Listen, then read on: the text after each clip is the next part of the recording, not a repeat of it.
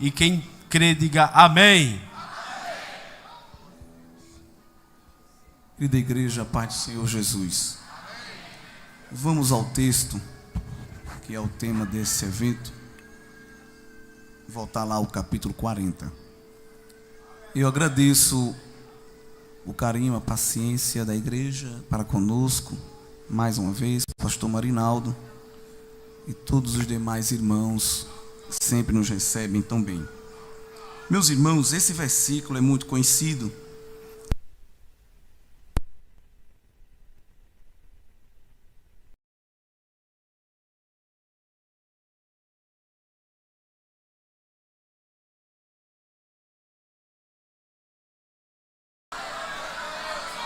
Glória a Deus. E quando começamos a ler o capítulo, é tão rico esse capítulo que vale a pena a gente ir meditando versículo por versículo. Os irmãos aguentam, diga amém. Porque tem muita coisa boa aqui, irmão. Vamos tentar, na dispensação do Espírito, entender. Aqui há uma promessa de Deus dada a Isaías, para relembrar que o povo que estava no exílio, no cativeiro babilônico, o tempo da prova estava chegando ao fim e era tempo deles retornarem para casa. Porque quando Deus usou Jeremias para dizer que o povo ia ser julgado, castigado pelo pecado de idolatria, indo ao exílio, Deus já deu o prazo de validade daquela provação, daquele castigo, que iria durar aproximadamente aí 70 anos. Isso mostra que ele estaria no controle de todas as coisas. Era ele quem ia permitir o povo ir, não era Nabucodonosor que ia levar. Porque o texto sagrado diz que Deus entregou o povo na mão de Nabucodonosor. E era Deus quem ia trazer de volta. Não era Ciro que era bonzinho. Era Deus no coração de Ciro para ele liberar o povo para retornar. E essa profecia aqui é em torno de 150 anos antes de Ciro nascer. Então, Ciro ainda não era nem um embrião, os pais dele ainda nem pensavam em fazê-lo, e Deus já estava revelando o projeto que ele tinha na vida do seu povo. E o primeiro verso, o Senhor dá uma ordem para que o seu povo seja consolado. Quando o povo irritava Deus, Deus usava um pronome de distanciamento, este povo. Lembra-se de Êxodo 33, quando Deus se ira com a rebeldia, a obstinação, chama o povo de contumaz, de rebelde, e diz assim para Moisés: Moisés, eu não vou mais, porque este povo aí é um povo desobediente. Aliás, o teu povo, Moisés, é um povo contumaz e rebelde, e eu não vou com o teu povo. Olha como Deus está falando, porque se eu for, eu vou destruí-los, eles não vão suportar. E Moisés, muito ousado, tinha intimidade com Deus, para isso corrigiu o pronome que Deus usou. Ele disse: não, Deus, não é meu povo, é teu povo. Se o Senhor que é o dono não está aguentando, imagine eu. É teu, resolve aí. E isso mostra que quando Deus estava rejeitando, ele falava com distanciamento. Mas quando ele estava aprovando, ele usava o pronome possessivo meu, mostrando que o povo era propriedade dele. Ele começou a falar assim lá em Êxodo 19, dizendo: eu escolhi Israel para ser o meu povo dentre os povos. Então sempre houve um relacionamento.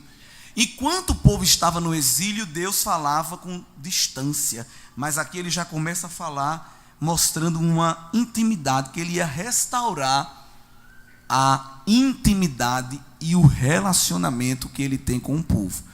Inclusive, Deus continua fazendo isso, porque se ele dependesse de mim e de você, para que a gente mantivesse a intimidade e o relacionamento com ele, eu nunca ia ter sucesso, porque a gente sempre está quebrando esse relacionamento, a gente sempre está se distanciando. Deus pede para a gente orar, a gente vai assistir um filme. Deus pede para a gente ler a Bíblia, a gente vai ler a conversa no Zap.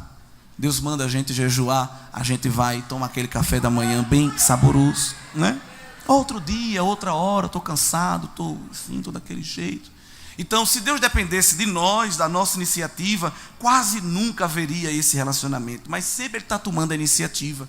E quando é quebrado, ele também toma a iniciativa de ir ao encontro, de chamar. Vem para perto, fica aqui comigo. Eu tenho um mistério contigo, eu tenho um propósito, tenho um projeto. Quero trabalhar no teu viver. E Deus aqui manda o profeta convidar o povo à consolação, porque o tempo do castigo e da servidão ia acabar. Porque toda prova tem data de validade. A gente passa na provação, a gente não fica nela, irmão.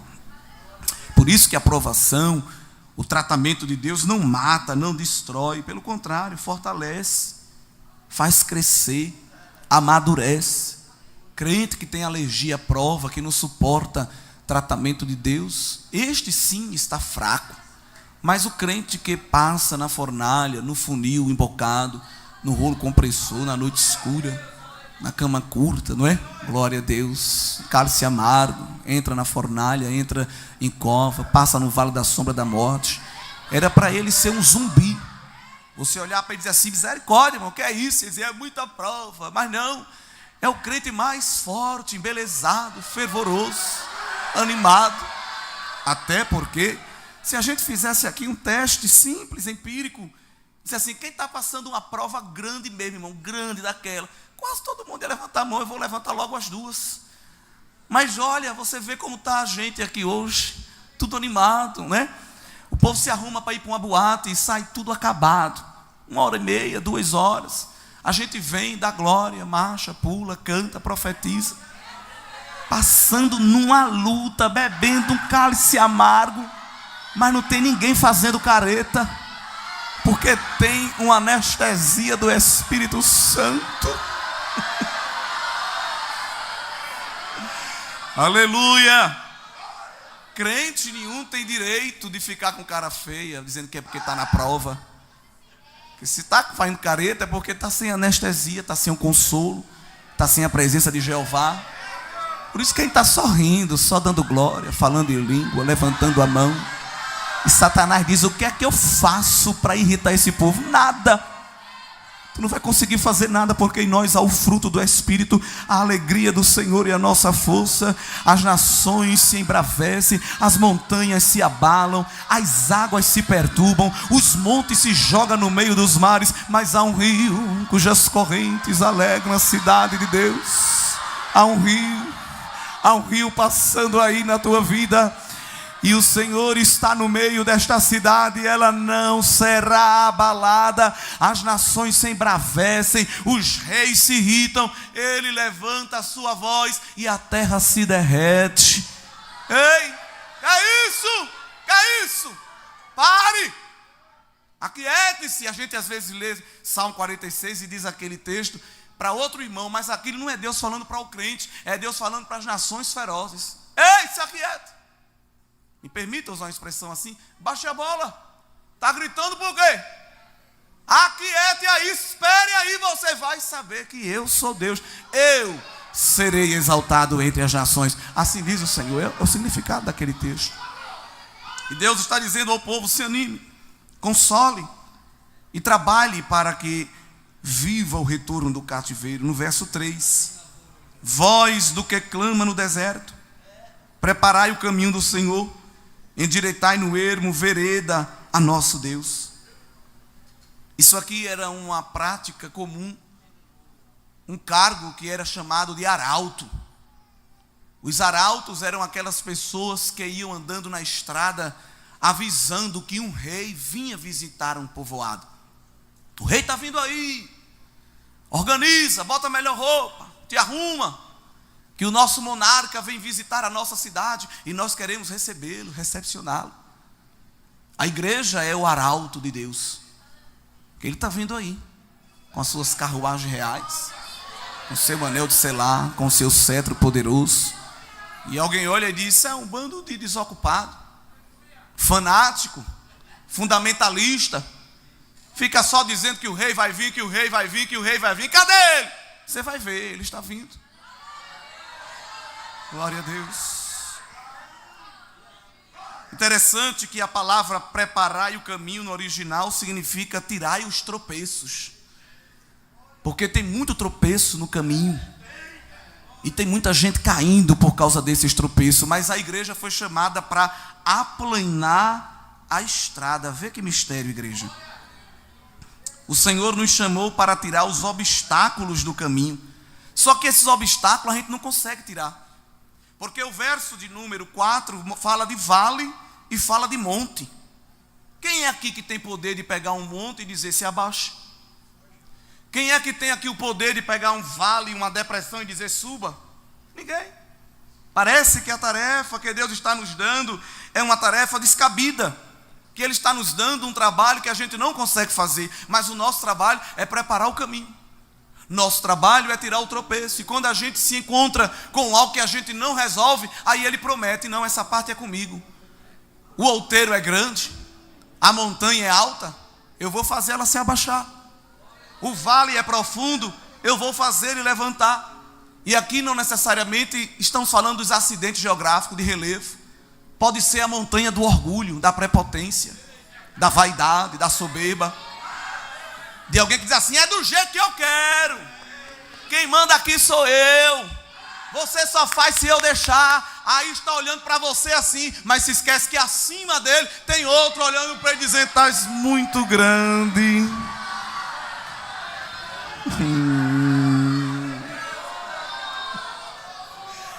Às vezes é o vale da depressão, do desânimo, da covardia, da timidez, de alguém que não quer fazer, que está na depressão, na síndrome do pânico, na ansiedade.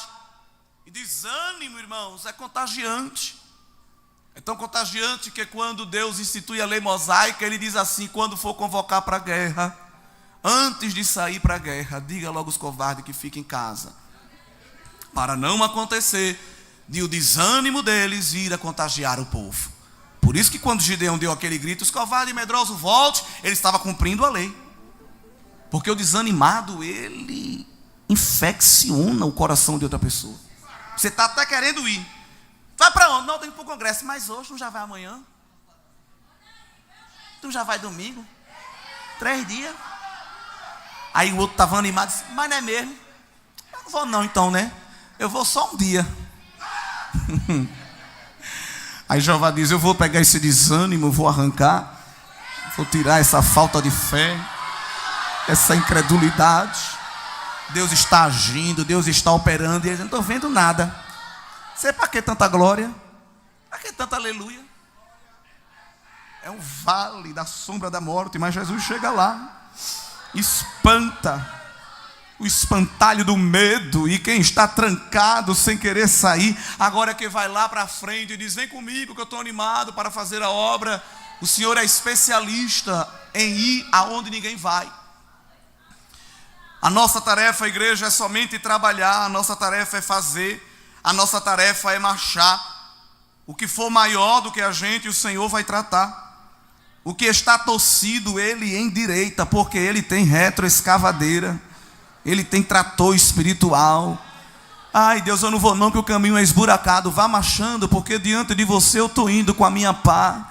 Estou tirando tudo, porque a igreja tem que marchar. E alguém está rindo, dizendo, eu quero ver eles passar aqui. Tu vai, Satanás, é explodir quando tu vê a igreja marchando. E não é andando como quem está andando esburacado não. É marchando aqui, olha, sem tropeçar com o pé em pedra. Porque Jeová está dando visão e mostrando, aqui tem tropeço, tira. Aqui tem embaraço, tira. Aqui tem uma arapuca, colocaram para te derrubar, tira. Porque eu quero tu marchando. E não fica preocupado com nada não, porque eu estou na tua dianteira, mas também estou na retaguarda, porque o inimigo é covarde e quer te atacar por trás, mas na tua retaguarda eu também estou marchando e te blindando e te visibilizando. Vem seta, vem feitiço, vem palavra de maldição, mas não toca, porque há muro de fogo ao teu redor. Tem o leão da tribo de Judá marchando ao teu lado, e tem o sangue do cordeiro no umbral da porta. A seta que vier vai ter que fazer a curva, porque o Senhor não permitirá que a sua igreja pare de marchar até chegar no final. Não permite. Aleluia. O verso de número 5 há uma promessa. Os reis, quando vinham, o que chamava a atenção era a carruagem. O que chamava a atenção era o pelo do cavalo, era o anel de selar, eram as pedras incrustadas no cetro. Mas esse rei, que é o Rei dos Reis, o que ia chamar a atenção era a sua glória. E a glória do Senhor se manifestará, e todos vão ter que ver.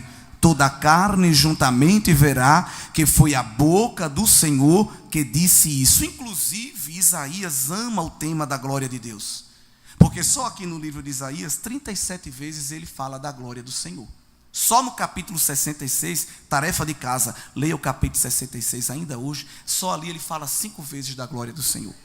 Glória que se cumpriu primariamente no retorno do cativeiro, cumpriu secundariamente na vinda de Cristo no seu ministério terreno, e vai se cumprir pela terceira e última vez, escatologicamente falando, quando Cristo vier no seu retorno glorioso.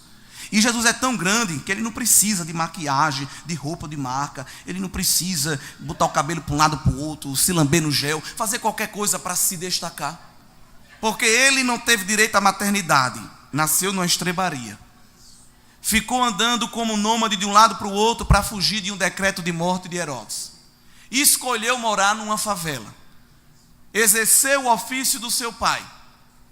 Quando ia pregar, não lembravam nem de dar um crachá a ele. Quando terminava de pregar, ninguém nem chamava para tirar uma foto. Já tinha gente com a pedra na mão para jogar, porque não suportava a pregação dele. Quem é esse aí? Ele não frequentou minha aula da EBD?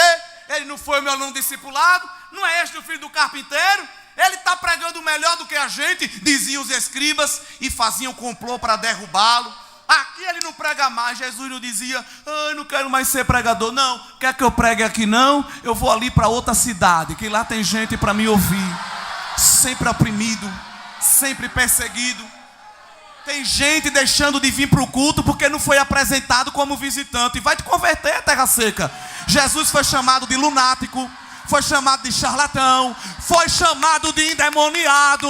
Era o linguarudo falando e ele pregando, era o murmurador reclamando e ele fazendo milagre. Agora tem uma coisa: quando ele chegava, demônio batia continência, o mar se acalmava, o vento parava, as enfermidades iam embora, porque ele veio para manifestar a glória de Deus na sua vida. Aleluia! Não tinha os melhores ternos, não tinha motorista, e não enganava os seus amigos. Quando um disse assim: Jesus, eu quero carregar sua mala, eu quero ser seu assessor, eu quero ser o empresário das suas agendas. Eu disse: meu filho, eu não aconselho você me acompanhar, porque a raposa, irmão, raposa é um animal vil para o judeu. As raposas têm ninho para dormir, os animais selvagens têm toca, mas o filho do homem não tem direito nem uma pensão de posto de BR para reclinar a cabeça. Eu não tenho nem travesseiro. Não vem atrás de mim com interesse não. Agora quer vir, quer me seguir? Renuncie a si mesmo, tome a sua cruz.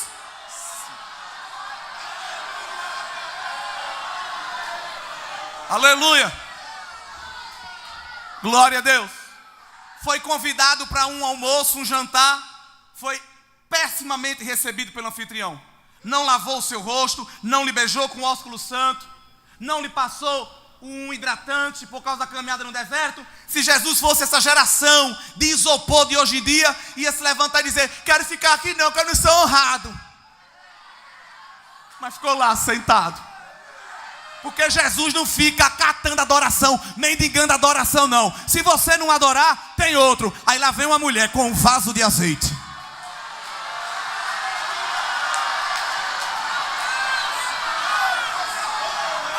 O anfitrião ruim não deu um pinguinho de óleo, a mulher chegou com um vaso. Aleluia. O anfitrião não untou o rosto, a mulher derrubou o conteúdo todinho no pé. O anfitrião não deu água para ele lavar as mãos, ela regava Jesus com as lágrimas. O anfitrião não deu ósculo santo. Ela beijava o pé e com o cabelo ia enxugando. Era chorando e dando glória. Chorando e dando glória. E adorando, e adorando. Porque sempre tem alguém para adorar. Sempre tem alguém para adorar. Alguém murmura, alguém ridiculariza. Mas tem alguém quebrando o cântaro. Tem alguém quebrando o cântaro. Tem alguém derramando óleo. Tem alguém beijando os pés do mestre. Tem alguém derramando lágrima de adoração. Ele está presente e é digno da nossa adoração. Porque aonde ele chega, ele é o principal. Ele é o centro. E ainda que alguém não queira que ele seja o centro, ele se torna o centro, porque ele não depende da afirmação de ninguém para ser. Dele é a primazia, dele é a prioridade. E a glória do Senhor se manifestará. Quando Jesus chega, tem glória de Deus revelada. Um culto onde o cantor, o pregador, o obreiro, a liderança, a mocidade, a banda ou qualquer outra pessoa tem a primazia, Jesus já foi embora dali. Eu glorifico a Deus porque aqui não é este caso. Fica aquele culto pesado, aquela coisa trancada, não sobe nem desce. Não sobe oração, não desce resposta. Não sobe adoração, não desce fogo. Você fica pensando, meu Deus, o que é isso? Que lugar é esse? O Senhor está aqui? E ele brada, não estou, porque não me querem. Mas uma igreja que sabe colocar Jesus no centro, como esta daqui. Essa igreja é bom que o pregador não precisa mandar ninguém da glória. É uma igreja que gosta de glorificar. Aleluia. A atmosfera é outra. O ambiente é gostoso. Não dá vontade de ir embora. Aleluia. Mas de vez em quando ele gosta de se revelar. E no monte da transfiguração ele se revelou. Elias e Moisés apareceu diante dele. Deus, irmão, não dá a glória dele a ninguém. A gente tem um costume bonito, isso não é errado, de apresentar os visitantes. Eu fui apresentado, isso é honra. Mas ali no culto do mundo da transfiguração, quem fez as apresentações do visitante? E quando ele pegou o caderno, nem tchuiu para apresentar Elias e Moisés.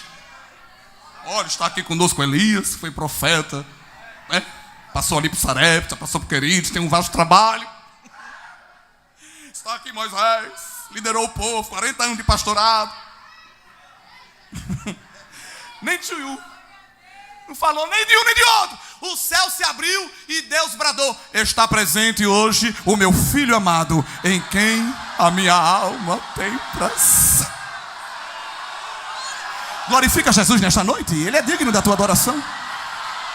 Ele está presente na tua vida. Ele está presente no teu altar. E quando a gente adora, a glória dele se manifesta. Ambiente tão agradável que Pedro disse: Senhor, deixa eu montar uma tenda. Monta 3. Uma para tu, uma para Moisés, uma para Elias. Ele nem se botou na conta. Porque tem gente que se você bota ele nesse banco, não bota naquele, ele não adora. Se ele sentar aqui, eu não sentar ali, eu não gosto. Irmão, quem adora, adora em qualquer lugar.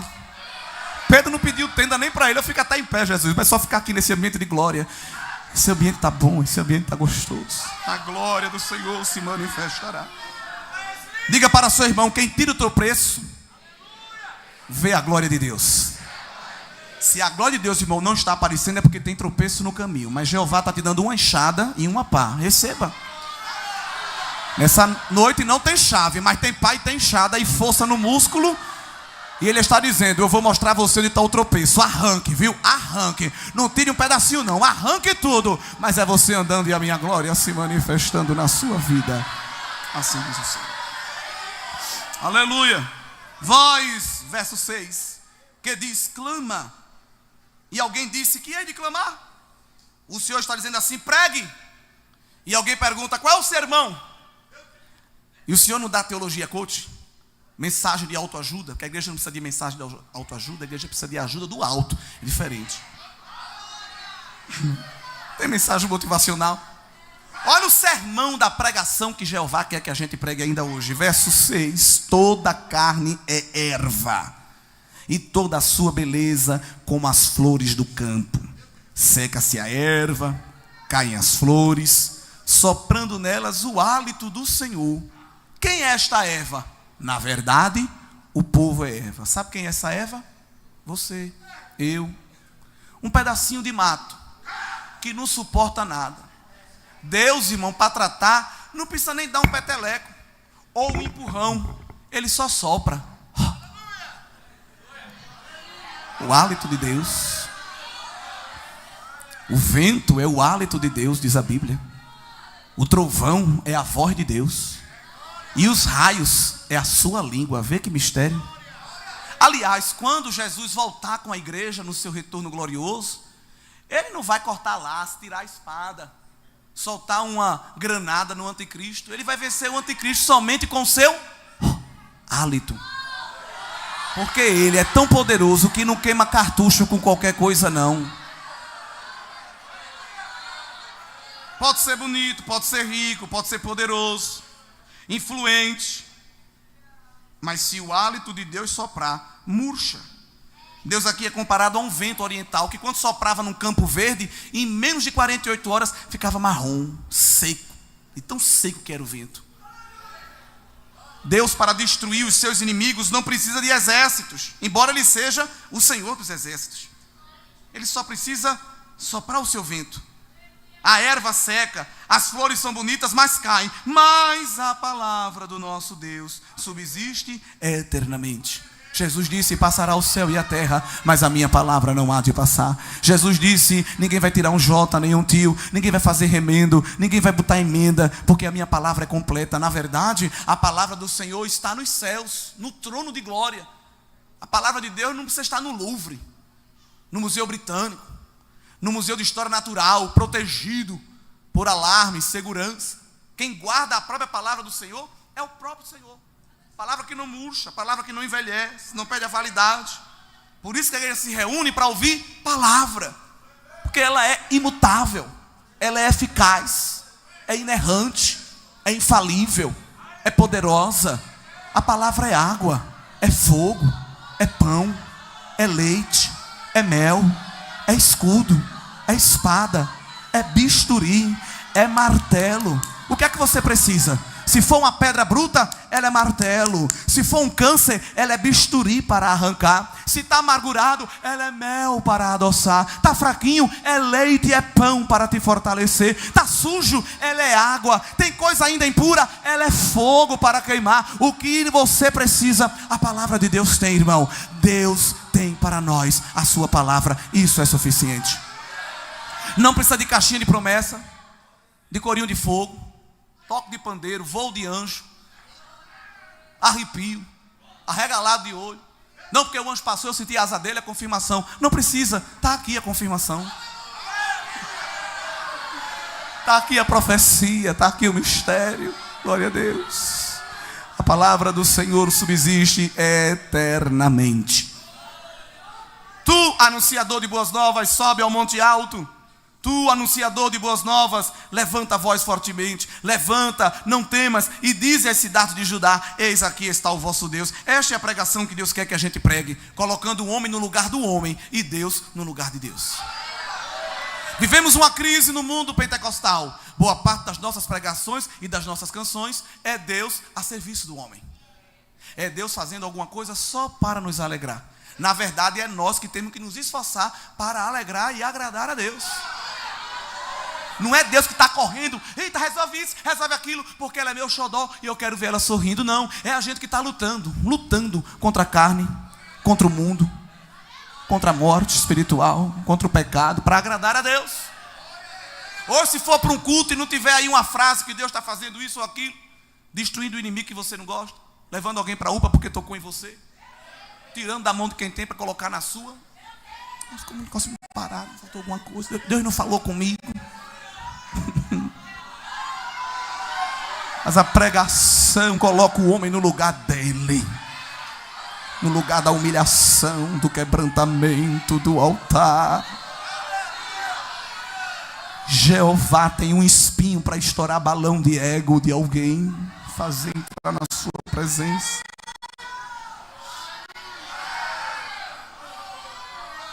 Pregue que o Senhor está vindo aí com forte, e o seu braço dominará. E ele está vindo com galardão e com salário, diz o verso 10. Esse galardão e esse salário aqui é o espólio da guerra, porque ele apresenta Jesus como um guerreiro. E essa guerra que estava travada com a Babilônia, porque a possessão de Deus foi parar na mão da Babilônia. E quem é que ia recuperar esta possessão? Que era o seu povo, o próprio Deus. Então Jesus ia vir marchando com o espólio da guerra, que não era ouro, nem era prata e nem era bronze, era o próprio povo liberto. Aliás, ele não fez isso só uma vez. Quando ele dá o brado da cruz do Calvário, que vai tirar a chave da morte, do inferno, da mão de Satanás, Efésios 4 diz que ele levou o cativo do cativeiro. Ele propôs uma mudança, porque os justos, quando morriam, ficavam ali na sepultura, o seio de Abraão. Mas na nova aliança, Jesus muda o endereço. Agora vai para a morada intermediária dos justos, lá no terceiro céu, aguardando o dia da ressurreição. Então quando Jesus morre e ressuscita, ele permite essa mudança. Ele leva um grupo de gente justa com ele, e não chega de mão vazia no céu. Isso é mistério, entre linhas da palavra, mostrando que ele é guerreiro. E qual foi a guerra que ele venceu ali? Contra Satanás, o inferno e contra a morte, que agora também não tem poder sobre a igreja, porque Satanás está salivando, pensando que vai nos engolir vivo. Mas Jesus sempre chega primeiro e vem marchando como aquele pai que alguém ameaçou o filho, e ele pega o filho aqui e fica aqui, que quem vai resolver isso sou eu. Você tem pai. Calma, você tem pai. Eu estou aqui com você. E Satanás fica querendo nos tragar, mas ele se esquece que Jeová pega na nossa mão e vem marchando. O que foi, cão? O que foi, inferno? Propriedade minha. Comprei com meu sangue. Tem um nome gravado na palma da minha mão. Não mexe não, não toca não.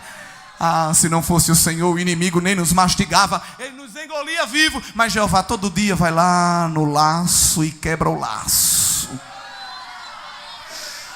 Ele não só é guerreiro, o verso 11 também apresenta ele como pastor que apacenta o rebanho, que recolhe os cordeirinhos no braço e os leva no regaço. Olha que pastor amoroso.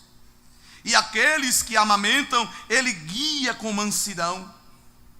Essa é uma profecia que Ezequiel repete no capítulo 34, mostrando que o tempo dos mercenários se acabará.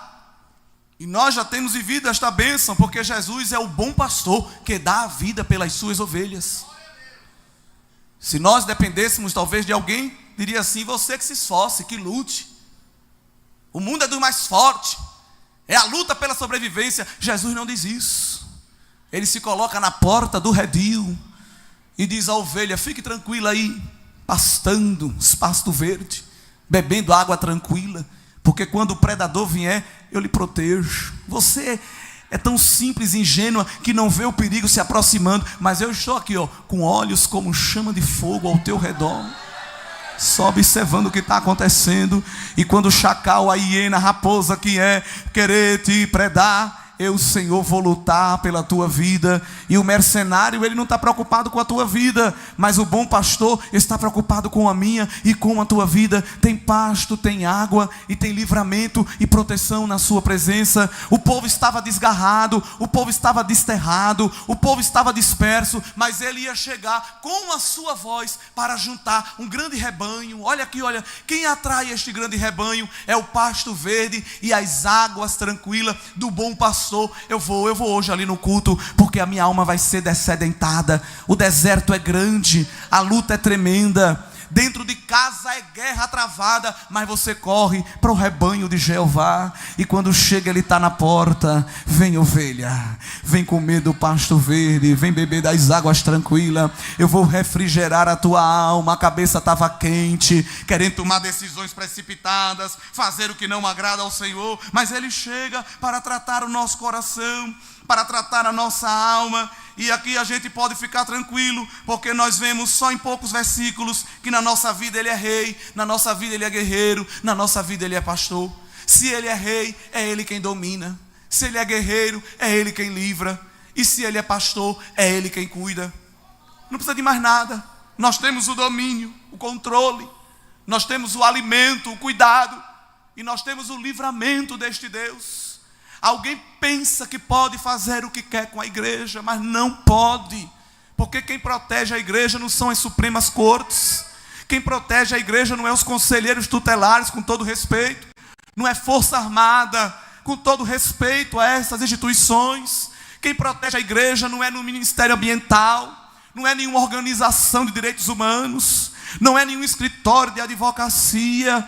Quem protege a igreja é este rei, é este pastor, é este guerreiro que vem saltando sobre os montes, com cabelo branco como a lã, com pé como latão reluzente, olhos como chama de fogo, veste de linho fino, cinto de ouro, voz como o som de muitas águas, boca aberta com espada afiada. Ele tem as estrelas na palma da mão, ele passeia no meio dos castiçais, ele fala e o cedro se quebra, as penhas se abalam, ele marcha na terra e as montanhas se tremem, porque não suporta a apoteose da sua glória. Ele não precisa de trio elétrico, porque a voz dele é ouvida até sobre o som das muitas águas, como diz o salmista. Os dilúvios, as cachoeiras, você não consegue falar e ser ouvido, mas quando El Shaddai brada, a voz dele é ouvida até no meio das águas revoltosas. Aleluia. Esse capítulo é forte, mas há aqui 5 perguntas que Deus faz. E quando Deus faz pergunta, irmão, pode sentar para ouvir, que vem coisa boa. A primeira pergunta é: quem é o Criador? E ela é respondida dos versos 12 ao 17. A segunda é: a quem ele pode ser comparado? Versos 18 ao 20. Quem é que coordena, rege, domina os reinos poderosos deste mundo? Versos 21 ao 24. A quem novamente podemos comparar a este Deus? Versos 25 e 26. E depois que Deus se apresenta com todas essas qualidades, ele pergunta então por que Jacó está tão desanimado. Porque Deus primeiro dá uma injeção de ânimo para poder perguntar por que o homem está desanimado. E ele encerra fazendo uma promessa tremenda no versículo 31. Mas vamos continuar ainda, temos um tempo.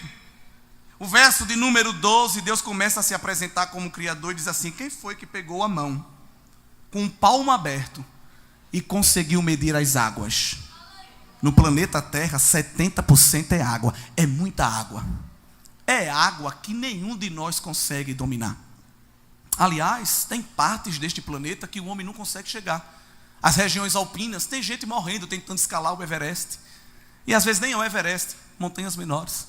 As zonas abissais do oceano, a gente não consegue chegar lá nem com os melhores equipamentos. É muita pressão para baixo, é muita pressão para cima, tudo muda.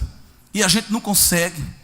A gente fica procurando vencer os nossos limites, mas há limites. Quem colocou foi o Senhor. Mas ele disse: eu não sou limitado. Eu pego as águas com um punho, com um palmo assim.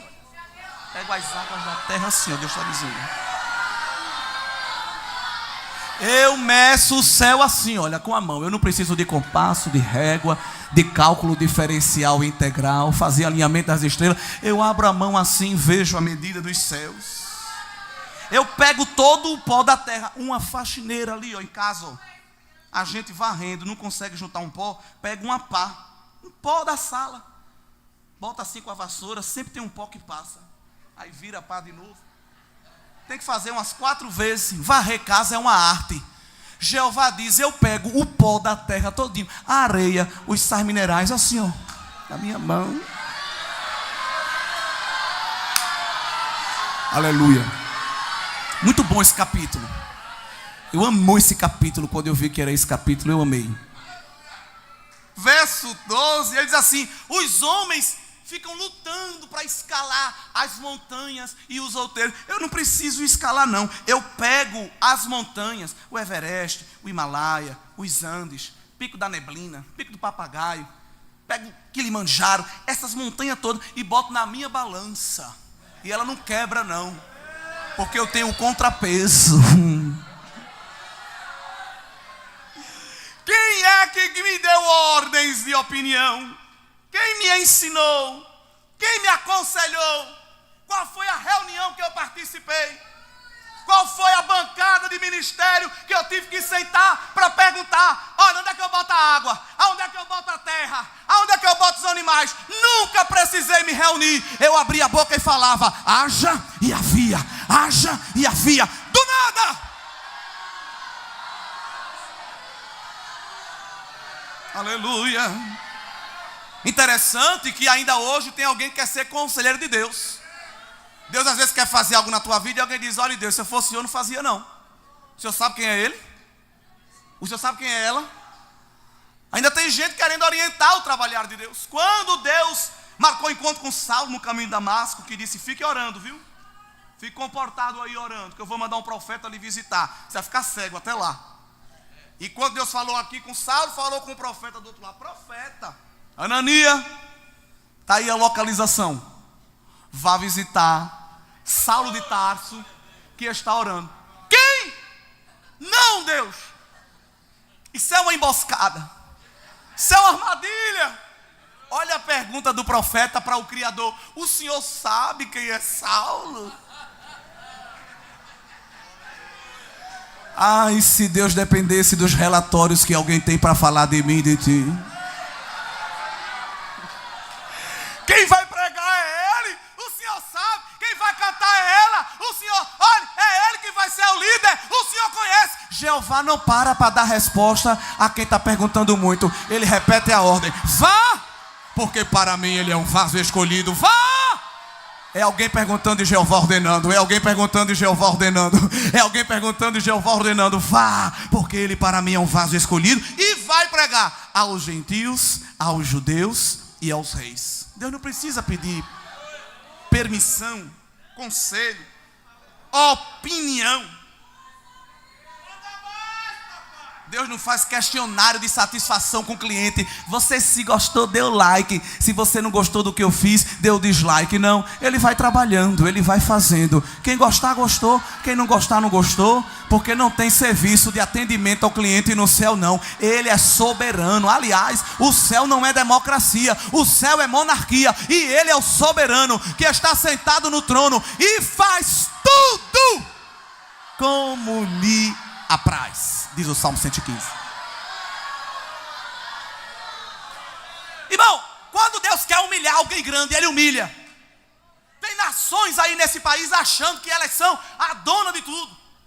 Eu não preciso nem citar, porque se a gente está atento ao que acontece, a gente vê.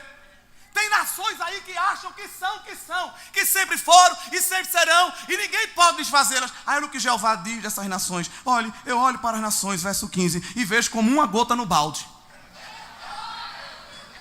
Aquele balde que você encheu d'água para fazer alguma coisa, tirou a água todinha. Sempre fica uma gota ou outra, né? Pronto, para mim é aquela água que restou ali. Aí Deus ainda humilha mais. Aliás, as nações que se acham poderosas, para mim é como o pó que fica na balança. Aquela balança que a gente compra macaxeiro, inhame, na feira mesmo. Que sempre fica ali uma poeirinha. Aquela poeira é tão desprezível que não precisa nem limpar, porque ela não altera o peso. Sim ou não? Jeová está dizendo outra linguagem. Essas nações aí para mim é como nada. Ah, mas ela tem exército, ela tem ogiva nuclear, ela tem muito ouro. Para mim é como o pó que fica na balança. Não influi, nem contribui. Não fede nem cheira.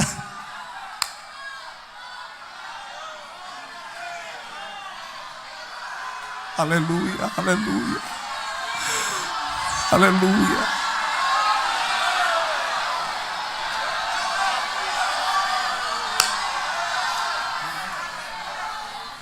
Verso 16, Deus continua humilhando os soberbos. Dá para falar mais uns minutos, irmão? O pastor disse que eu poderia ficar à vontade.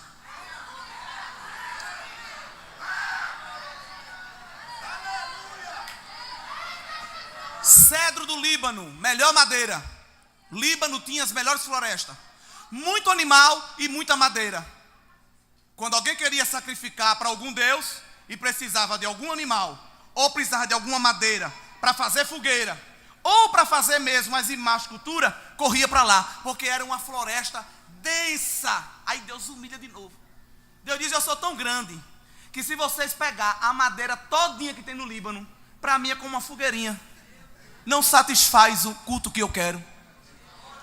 transpondo para o dia de hoje, está pensando que porque você deu 2 glória a Deus no começo do culto e só mais um no final, você já me adorou, foi isso? Para mim não é nada. Porque pastor Roberto diz que muita glória, pouca glória não resolve. Tem que dar muita glória, porque pouca não resolve. Ele costuma dizer isso. Não é porque eu já dei 2 glória a Deus, cantei o hino da harpa, levantei na hora da leitura e fechei o olho na hora da oferta.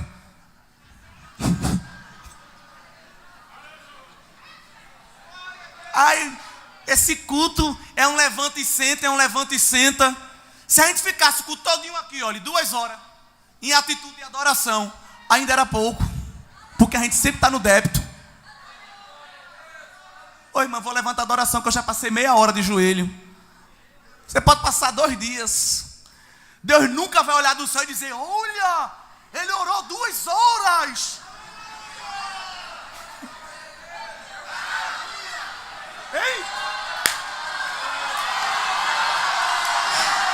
Oh, aleluia! Eita! Ela cantou os 640 hinos da harpa. Deus nunca se impressiona com a nossa adoração. Agora nós nos impressionamos com a glória. A manifestação do poder dele é diferente. No verso 17 o Senhor diz: todas as nações são como nada. Ele considera menos do que nada. É muita humilhação. Deus está colocando os soberbos lá no lugar deles. Vocês não são nada, vocês são menos do que nada. Quanto é isso? Eu não sei, pronto, é o que vocês são. É algo sem medida. Deus não dá ibope, Deus não dá aparência, espaço a alguém que quer tomar o lugar dele. Nabucodonosor era tão grande, tão grande, tão grande aos seus olhos e ao do povo, que ele pensava que estava acima de qualquer Deus. E quando erigiu aquela coluna e disse para o povo: é para adorar, tinha no meio da multidão 3 jovens que ensinaram a eles que não se adora a ninguém, porque só há um Deus verdadeiro. Aí eles ficaram lá. Aí alguém disse: eu acho que tem algum problema aí de dialeto, porque eles são hebreus, a gente está falando de caldeu, embora o menino fosse fluente. Nabucodonosor mandou chamar e disse: eu vou repetir, que eu acho que vocês não entenderam. Vou desenhar. Tocou o tambor, se curva. Só isso. O menino disse: mas esse é o problema, é que a gente não se curva. Olha, irmão, a adoração da igreja é uma coisa linda. Irou Nabucodonosor, disse: vocês vão se curvar. Vocês estão pensando que são o quê? Vocês têm que me adorar. O decreto é meu, eu que mando aqui. Até aí tudo bem, mas aí ele entrou num patamar que ele não podia. Disse: quem é? O Deus dos céus que pode vos livrar. Ele disse: sobre este negócio não necessitamos te responder, ó rei. Agora o Senhor mexeu numa casa de maribondo. Olha, enquanto o Senhor estava afrontando a gente, tá legal. Mas agora o Senhor falou, ele sabe se defender sozinho. Ele não precisa que a gente colhe assinatura digital para ele se defender, nem queimar pneu na BR não. Ele vem pessoalmente. E veio! Aleluia. Por isso que no verso 18 o Senhor pergunta: a quem, pois, fareis semelhante a Deus? Ou com quem o comparareis? Com imagem, com escultura? Com obras de ouro, de prata? A idolatria, irmãos, é algo que desagrada a Deus. Nós temos levantado os nossos ídolos. Os nossos não são de marfim, nem de prata, nem de madeira. Os nossos são de carne e osso. Às vezes é um filho. Às vezes é um cônjuge, um amigo. Tem pessoas que idolatram carne e osso. Às vezes é um cantor, às vezes é um pregador, é um profeta. Se fulano vier, o trabalho hoje é bom. Pelo amor de Deus. Fulano não veio. Ai, Deus, faça qualquer coisa, só não toque nele. Ele é tudo que eu tenho, minha razão de viver. Acabou de blasfemar. Deus não aceita que ninguém tome o lugar dele.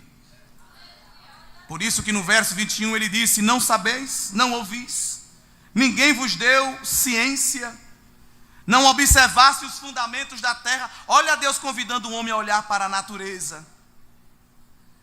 Ele está sentado sobre o globo da terra.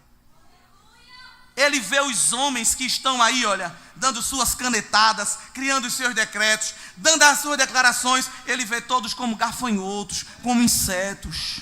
Ele estende o céu como quem abre uma cortina, uma persiana. Ele abre e fecha o céu. Ele muda o tempo e as estações. Ele faz rebuliço dentro de rebuliço. Ele pega quem está em cima, bota embaixo. Ele pega quem está embaixo, bota em cima. Ele tira da frente, ele bota atrás. Ele pega atrás, bota na frente. Ele pega do meio, bota no canto. Ele muda e não é mudado, porque ele é imutável.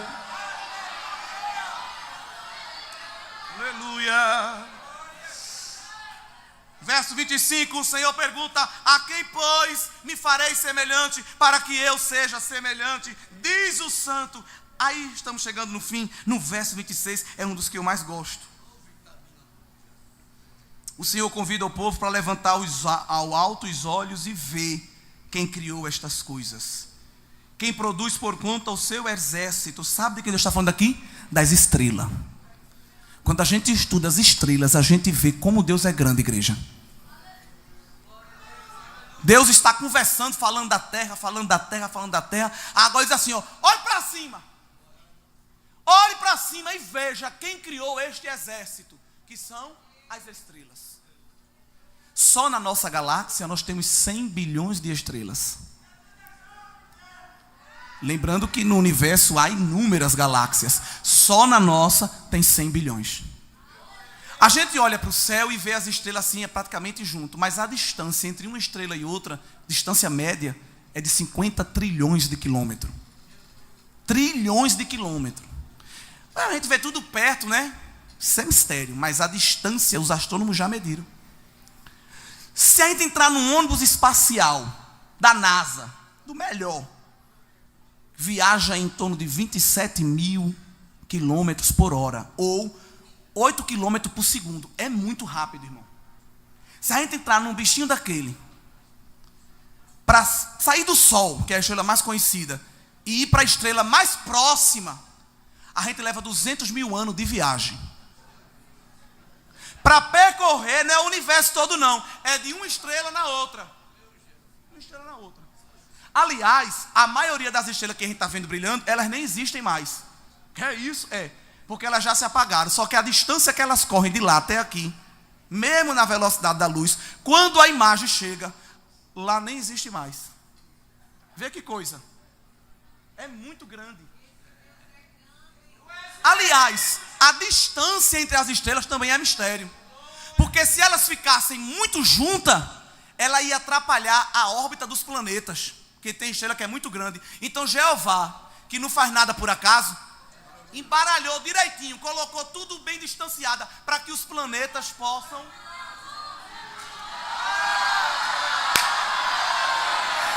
Não foi nenhum engenheiro, não. Foi ele quem disse: tu vai ficar aqui. Ursa Maior, fica aqui. Ursa Menor, fica aqui. Escorpião, Ave Maria, Estrela Maria, sei lá como é os nomes. Vocês vão ficando aqui. Eu estou ordenando. E o profeta diz que é Jeová. Chama as estrelas pelo nome e elas comparecem. Senhor, Criador.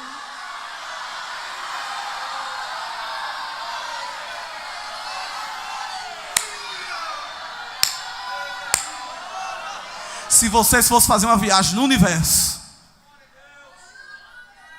só do tempo de Jesus para aqui foi 2000 anos. Se a gente fosse percorrer de uma estrela para outra que a gente vê no céu, nesses 2000 anos que passaram, a gente só tinha feito 1/100º da viagem.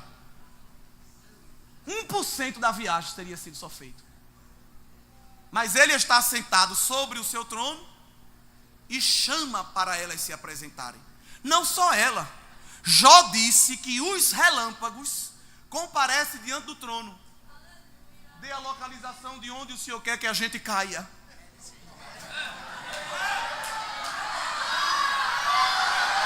Aleluia. Ô pastor, obrigado pela sua paciência. Às vezes um pastor chega e diz: meu irmão, estou precisando de você naquele trabalho. Ah, Deus tem que falar comigo. Confirmar com 3 profetas. Mandar um anjo ou arcanjo pessoalmente, para eu poder aceitar o convite. Os raios, comparece diante de Jeová e obedece à órbita que ele ordena, sem questionar os raios. Deus vai mostrando que foi ele que fez tudo por causa da sua grandeza e pela força do seu poder. A crosta terrestre, se ela fosse mais grossa, o oxigênio não conseguia se fixar. Se ela fosse mais fina, o movimento das placas tectônicas e o movimento dos vulcões já tinha destruído a gente. Então Jeová botou a espessura certa. O vapor d'água que ninguém vê, mas está rondando a terra. Se fosse demais, a gente morria no famoso efeito estufa. Tudo queimado, de vapor d'água. Ninguém ia ver o fogo, mas ia morrer queimado. Se fosse de menos, a gente também morria. A disposição das constantes no universo, que alguém disse que foi o mero arranjo das moléculas, ou uma grande explosão que arrumou, e nós sabemos que não, foi o Senhor. Todas essas constantes foram milimetricamente calculadas por um ser supremo.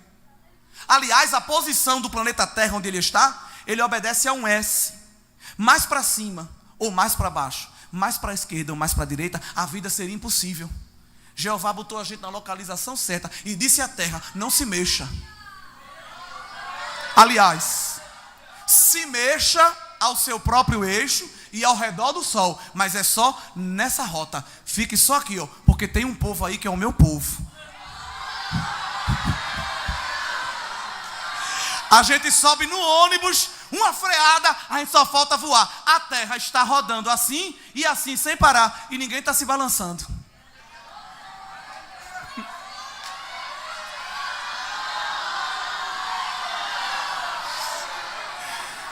Ele botou uma força chamada gravidade.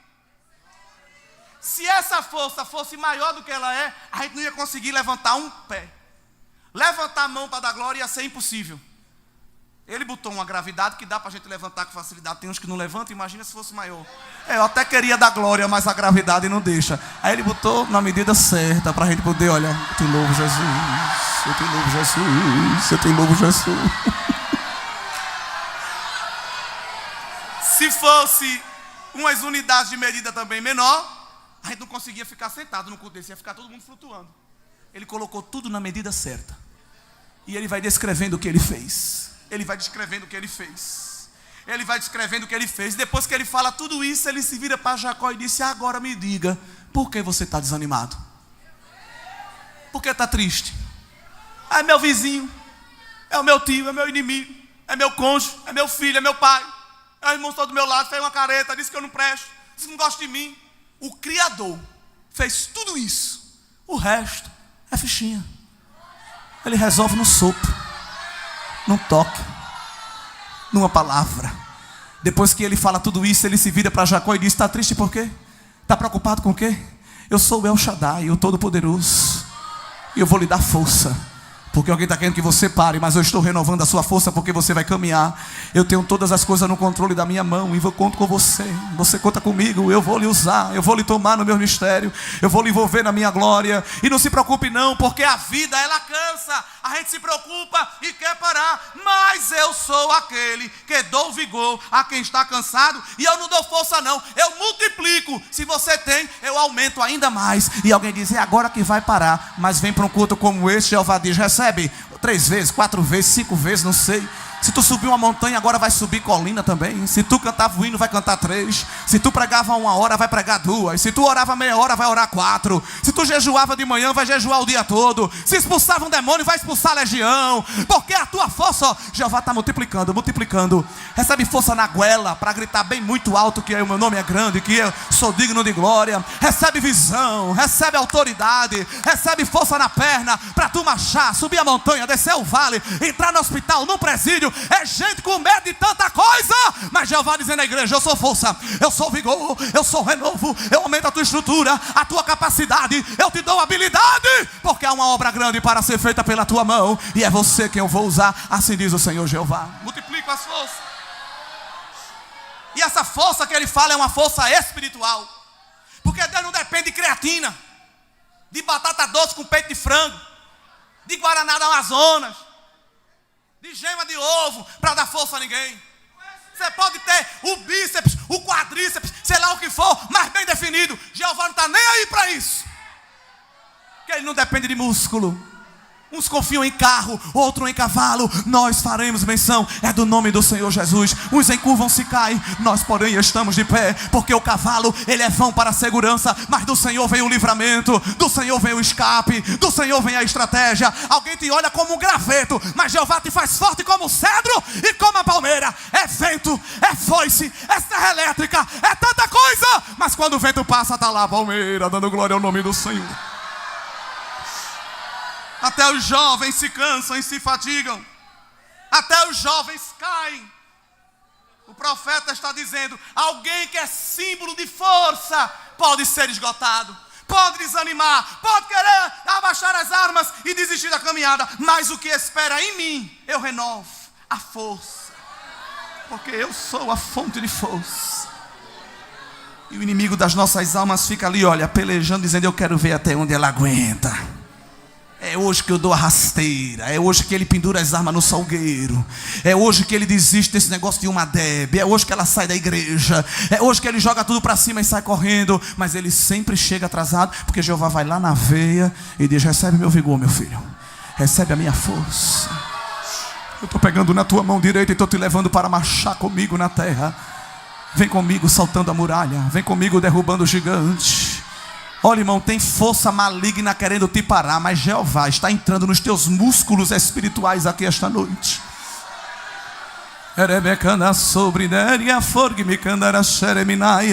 Há uma fúria contra esse jovem, contra essa menina, contra esse menino. Para o mundo você é só mais um, mas para Jeová você é um instrumento, você é uma bomba para explodir o inferno. E Satanás fica querendo te agarrar, te destruir, te dar rasteira. Mas Jeová chega primeiro e diz: não, ele é meu, eu dei força. Força. Recebe ânimo, recebe vigor, recebe alegria, porque tu não vai só andar não, tu vai correr e vai voar, como diz o texto bíblico. Quando aqui as coisas estiver difícil, Jeová diz para as águias espirituais: receba força. Aí ela plana e dá um voo, e os predadores ficam lá embaixo querendo buscar, mas o crente já está nas alturas, cantando e contando o livramento que Jeová tem para dar à minha vida e a tua vida. Esse congresso vai ser um congresso de renovação espiritual. Gente que deixou de orar vai passar a orar mais. Gente que deixou de evangelizar vai passar a evangelizar mais. Gente que está fraquejando na fé. Aqui tem pessoas que estão talvez fraquejando na fé, em uma maior ou menor medida. Está aqui dizendo: Senhor, tenha misericórdia, porque o bafo do leão é grande e eu estou sentindo ele rosnar, já vai me tragar. Não, eu sou o leão de Judá, não estou com você. Aleluia. Convoquei uma semana de oração lá na igreja. Estava muito cansado. Esse período do ano é muito cansativo. E no primeiro dia fomos orar, eu e minha esposa, na igreja, tem um bebê pequeno. Orei o primeiro período, depois peguei o menino e disse: fica orando que eu fico com ele. Aí fui para a galeria, não tinha ninguém, a igreja toda de joelho, ninguém viu eu subindo. Fiquei lá orando com ele em pé. Daqui a pouco Deus tomou um vaso, subiu as escadas. Eu digo: meu Deus do céu. Veio até mim e disse assim: eu vi quando tu dissesse a mim que não tinha força. Eu vi quando tu reclamasse até do teu sono. Mas eu trouxe aqui para dizer que estou renovando os teus tecidos. Eu renovo os teus tecidos, as tuas cédulas, e multiplico os teus minutos de sono. Eu estava dormindo e me acordando assim de instante a instante. A gente já dormia cansado, acordava mais cansado ainda. E o Senhor falou na boca daquele vaso, disse: para tu saber que sou eu, ainda essa semana tu vai ter um sono muito bom. Até com o sono do crente Jeová se importa. Naquela mesma noite eu dormi igual uma pedra. Acordei de 7 horas. Alguém olhou para mim e disse: você está parecendo um zumbi. Veja, crente, e seus olhos estão muito escuros. Deus usou o vaso naquele mesmo dia e disse: estou tirando o escuro dos teus olhos. Para um crente fiel, até espada de Jeová tem. Alguém bota 2 rodelas de pepino no rosto, um som de trilha sonora de cachoeira ou de ondas do mar, e fica 2 horas com um mantra para frente e para trás, para relaxar.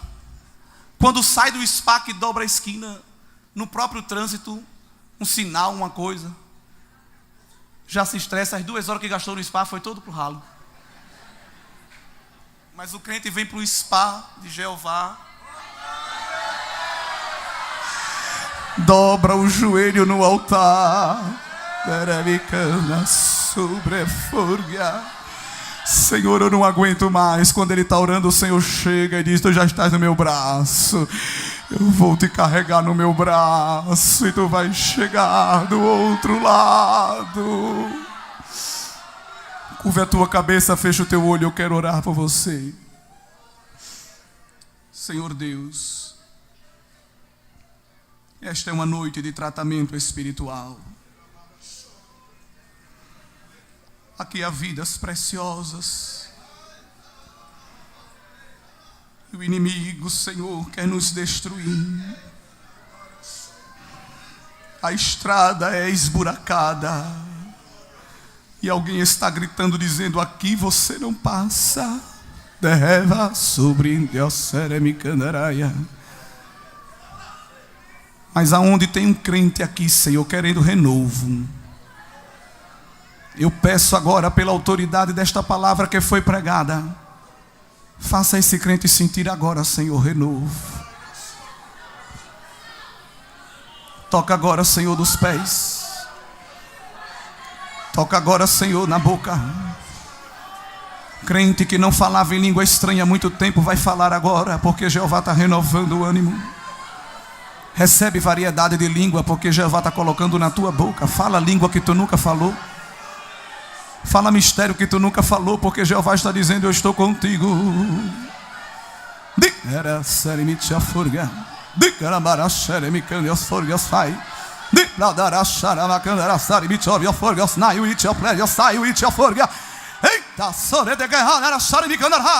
Alguém quer travar, alguém quer parar, alguém quer deter, mas Jeová está tirando a tranca, está quebrando o ferrolho, está tirando os grilhões e dizendo a você: marche, marche, caminhe, cante, profetize, evangelize, entre no meu mistério, se envolva na minha glória. Tem muita gente fazendo cara feia, tem muita gente querendo fazer você parar, tem muita gente colocando o pé para você cair, mas eu estou fazendo os seus pés como da coça. Pule, pule, salte a muralha. Alguém está colocando arapuca para você pisar e ficar preso, mas eu estou colocando força e dizendo a você: salte, salte, salte a muralha, salte, salte a arapuca, porque o caminho é longo, mas eu estou marchando ao seu lado para você chegar do outro lado. Assim diz o Senhor Jeová. Recebe força nesta noite. Ministério da igreja, receba força nesta noite.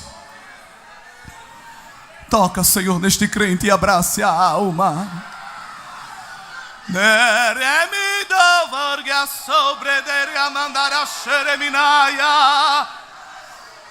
Este moço que está lutando contra a carne, esta moça que está lutando contra a carne e dizendo: Senhor, eu não aguento mais. É agora que Jeová está entrando em cena. Ele está afugentando. Eita, da suprime.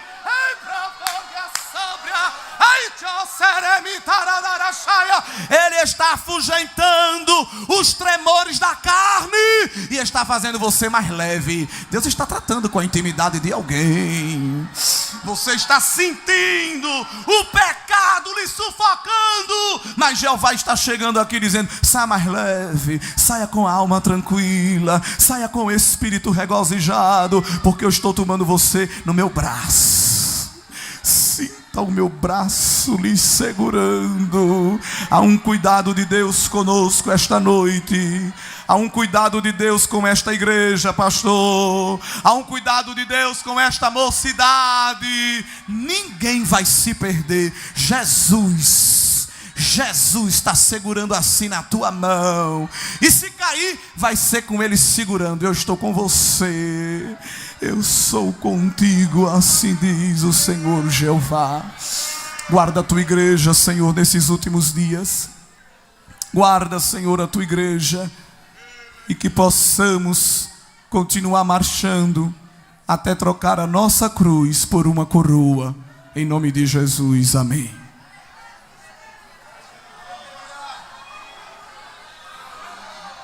Será que tem alguém aqui que chegou sem força e quer entregar sua vida ao Senhor Jesus?